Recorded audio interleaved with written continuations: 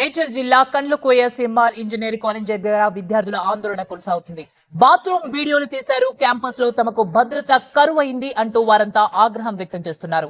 దానికి సంబంధించిన బ్రేకింగ్ చూస్తున్నాం. ఈ ఆరోపణలపై ఏం జరిగిందో తెలుసుకునేందుకు యాజమాన్యం కమిటీ ఏర్పాటు చేసింది.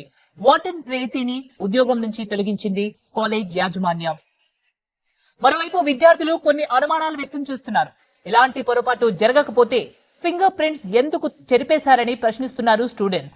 12 మంది వర్కర్లు ఫింగర్ ప్రింట్స్ తీసుకోవాలని డిమాండ్ చేస్తున్నారన్నారు. అయితే హాస్టల్లో తమ రూమ్ లో సీక్రెట్ కెమెరాలు ఉన్నాయని విద్యార్థులు అనుమానం వ్యక్తం చేస్తున్నారు.